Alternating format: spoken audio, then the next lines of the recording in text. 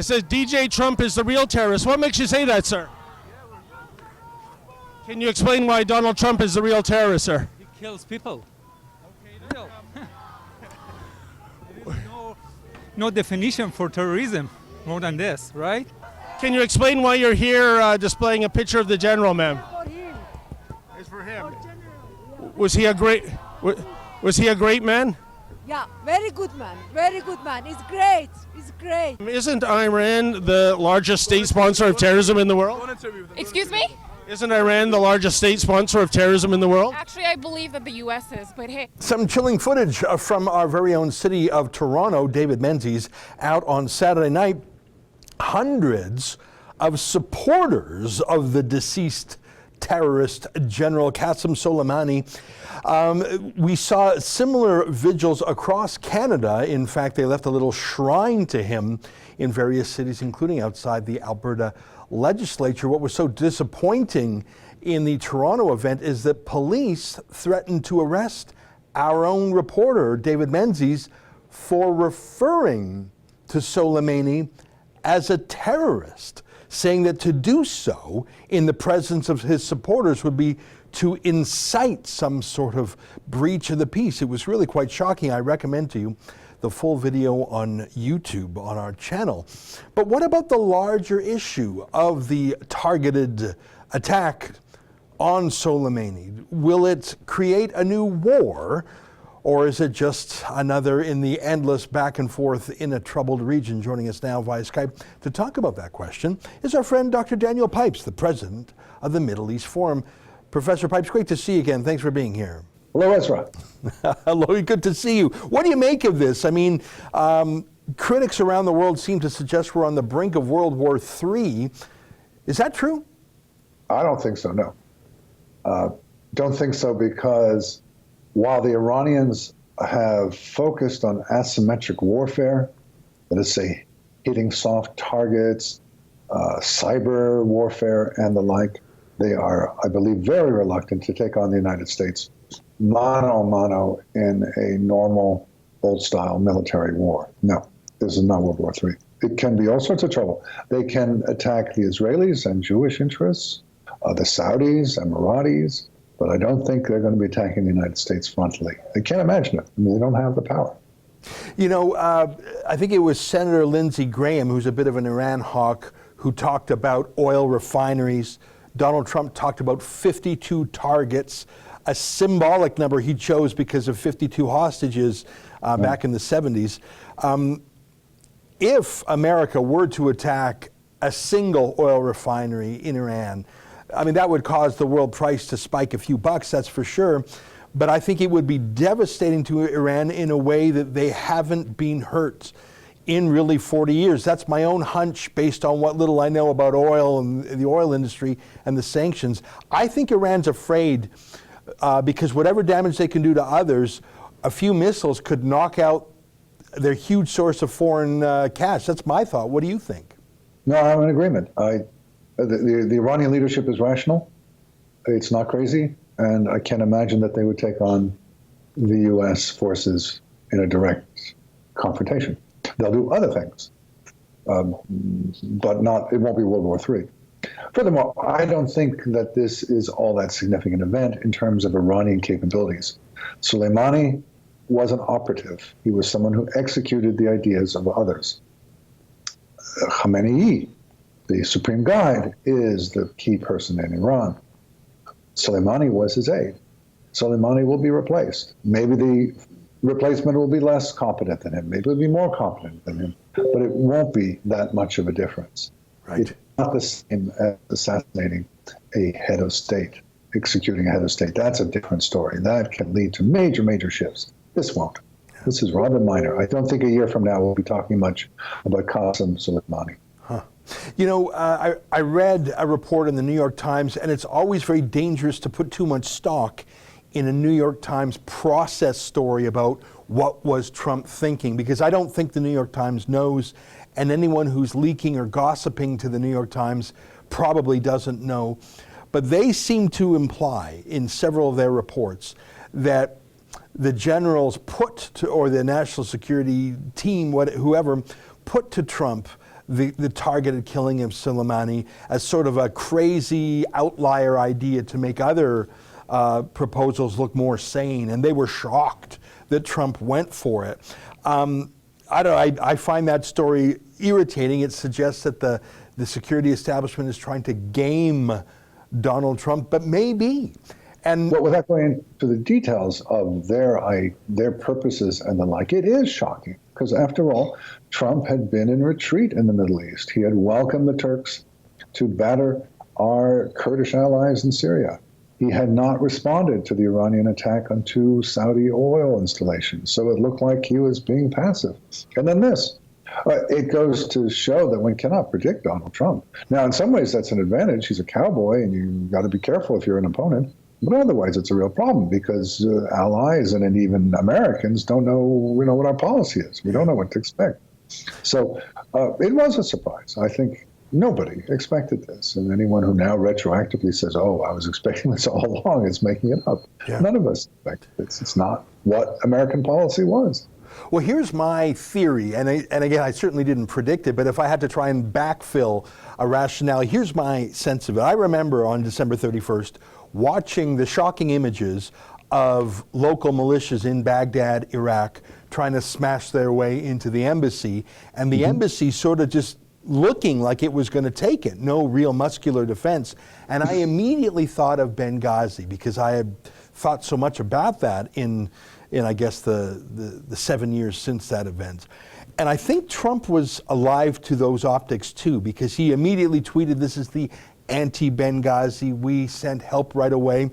And I think this is my own retroactive explanation. Trump was so frustrated by how that made him look weak, like Jimmy Carter, like Barack Obama and Hillary Clinton, that he, because it was an attack on an embassy, which is symbolically and legally and diplomatically and sovereignty-wise actually American turf, like it's almost like attacking America proper, that this was more odious to him than the Turks going into Syria or handing over an American base to the Russians. This pricked him more because this went to his identity as a protector of America. That embassy was his, and that's my theory of why he hit that heavy option, because this was a whole personal attack he felt on America on his watch that, if it went wrong, would have been his Benghazi. That's my theory. What do you make of that?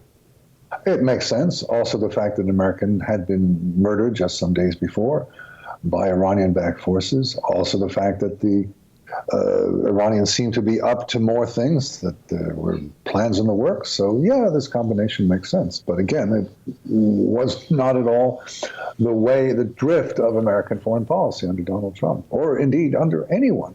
I mean, the surprising thing about U.S.-Iranian relations now, 41 years since the Islamic Republic came into existence, is that with only 1 or 2 exceptions, way back at the beginning, we have not militarily confronted them.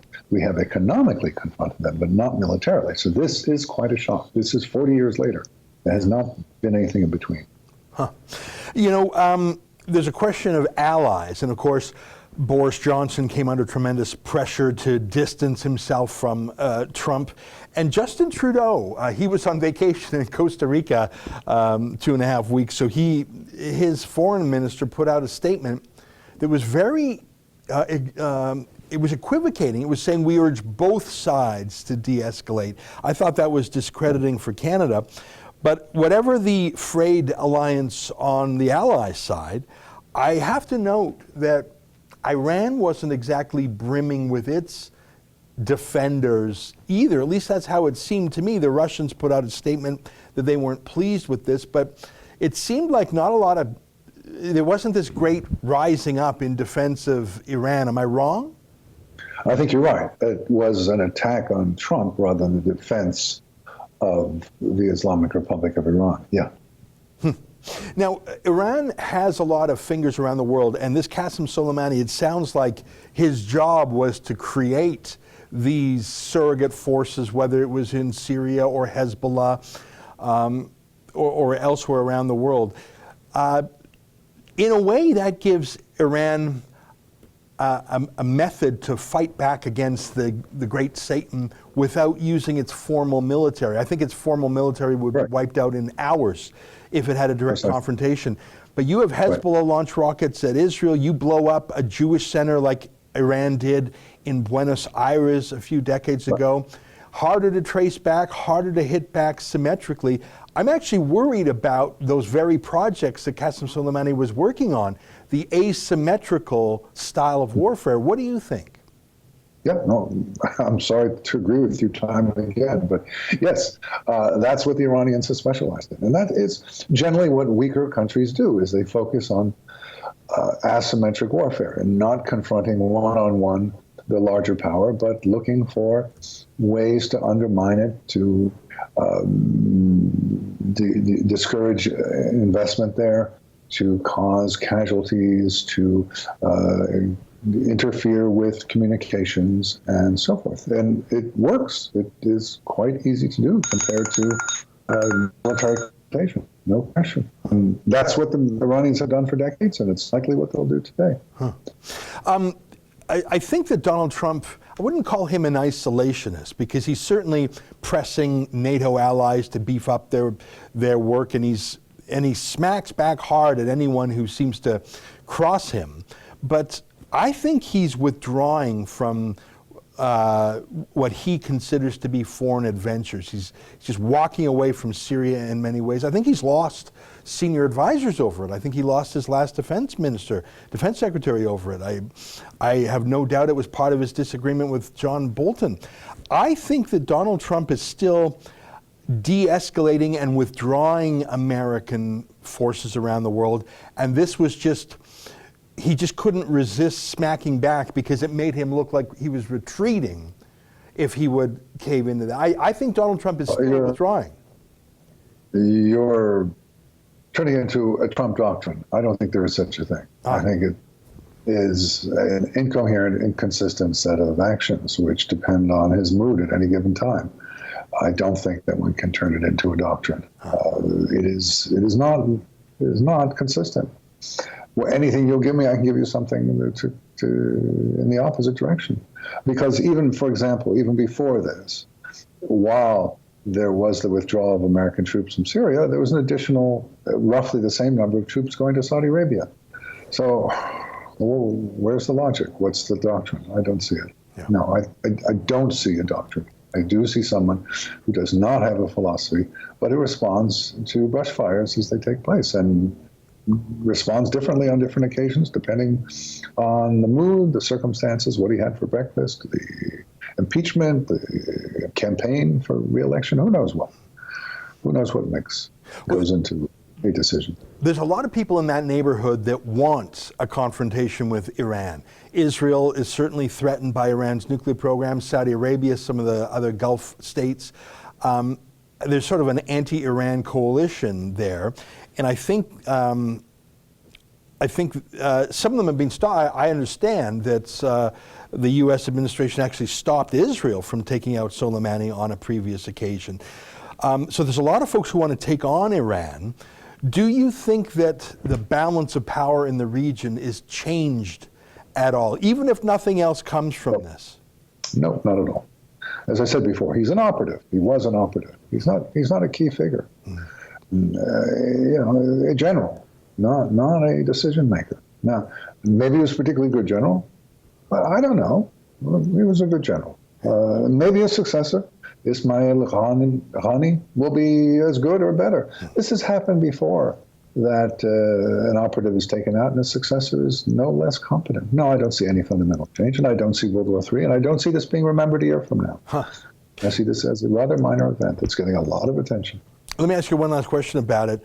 The kind of language coming out of Tehran is bluster and vengeance and death to America.